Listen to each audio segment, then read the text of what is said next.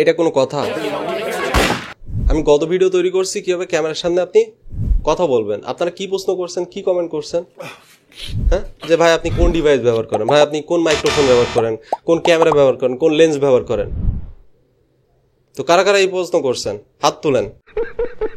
ভাগ্যিস আপনি প্রশ্ন করেন নাই যে ভাই আপনার বউ কয়টা, ভাই আপনি কি সিঙ্গেল নাকি ডাবল। যাই হোক, আজকের এই ভিডিওতে বলে দিচ্ছি যে অ্যাকচুয়ালি আমি কোন মাইক্রোফোন, কোন ডিভাইস কিংবা কোন ক্যামেরা, কোন লেন্স ইউজ করি। ছোটোখাটো রিভিউ দেওয়ার ট্রাই করবো এবং এটাও বলবো যে আপনার এটা নেওয়া উচিত হবে কি হবে না। যদি আমি রিভিউ পারসন না, অতটা রিভিউ আমি ভিডিও এই চ্যানেলে আপলোড করি নাই কিংবা আমি জীবনেও বেশি একটা আপলোড করি নাই।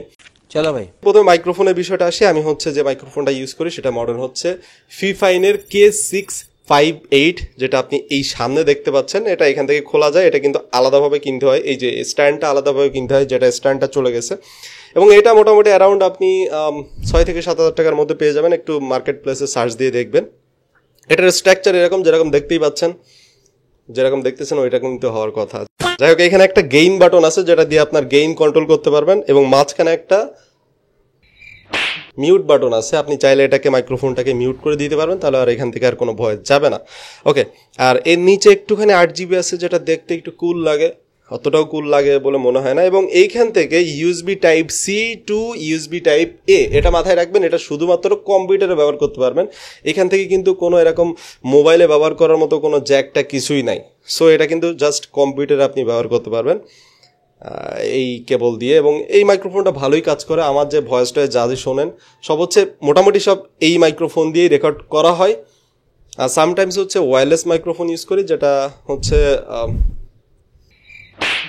আচ্ছা ভুলে গেছি, আমি স্ক্রিনে দিয়ে দিচ্ছি, যেটা আমি সামটাইমস মোবাইলে কানেক্ট করি। এটা জাস্ট মোবাইলের জন্য, কিন্তু মোবাইলে যখন শ্যুট করি তখন হচ্ছে ওই মাইক্রোফোন ওয়্যারলেসলি কানেক্ট করা যায়। আর এটা হচ্ছে যখন আমি এইভাবে শ্যুট করি তখন এইভাবে কানেক্ট করা যায়। তো এটা আপনারা সস্তার মধ্যে মোটামুটি ভালো কিনতে পারেন, কোনো সমস্যা নাই। এরপর আসি যে আমি কোন ক্যামেরা ইউজ করি। আচ্ছা, ক্যামেরা কেমনে দেখাবো ভাই? আমি তো ক্যামেরাতে কথা বলতেছি, এই যে ক্যামেরার যে ভিডিও দেখতে পাচ্ছেন এটাই তো। টেনশন নেই লেনে আপু না। চলো আমি মোবাইলে আমি ভিডিও করে আপনাদেরকে দেখাচ্ছি যে অ্যাকচুয়ালি আমি কোন ক্যামেরা ব্যবহার করি। সো এখন আমাকে দেখতে পাচ্ছেন, আমি আগে ভয়েসটা কমাই, নয়েজটা কমাই।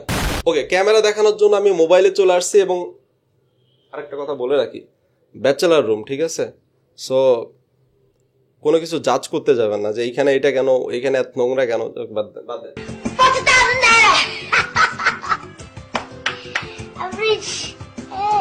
আমার ক্যামেরা হচ্ছে এই হাই আমার ক্যামেরা তো নড়ে গেছে, কোন দিকে গেছে আল্লাহ জানে।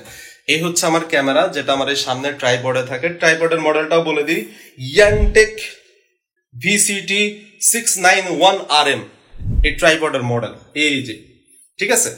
আর হচ্ছে ক্যামেরার মডেল হচ্ছে, ক্যামেরার বডি হচ্ছে সনি A6400। এবং আমার যে লেন্সটা আছে ক্যামেরার সামনের যে লেন্সটা, এটা হচ্ছে সিগমার 30mm f1.4।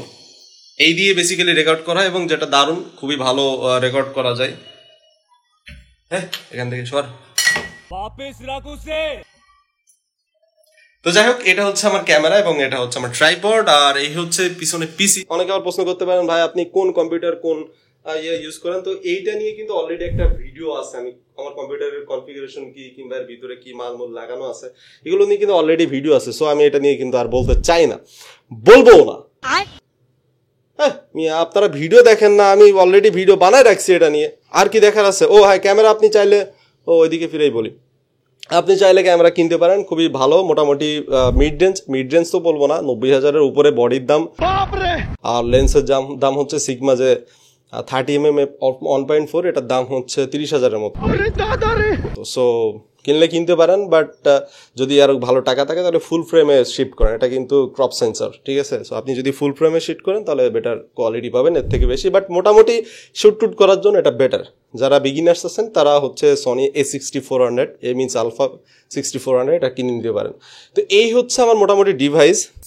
আরেকটা জিনিস দেখাই, সেটা হচ্ছে সফট বক্স। এটা লাইটিং এর জন্য ব্যবহার করা হয়, যদিও এটা ওয়ার্ড্রপের উপরে, বাট আমি এটা খুব বেশি একটা ব্যবহার করি না। এটা আমি দিনের বেলা শ্যুট করি তো এটা আমার প্রয়োজন হয় না, বাট সামটাইমস যখন রাতে শ্যুট করার প্রয়োজন হয় তখন আমি ওটা ব্যবহার করি, বাট খুব বেশি একটা ব্যবহার হয় না। সো এই হচ্ছে আমার ক্যামেরা ইকুইপমেন্ট। এই জন্যই বেসিক্যালি আমার কনফিডেন্স বেড়ে যায়, ঠিক আছে, ভিডিও করতে গেলে।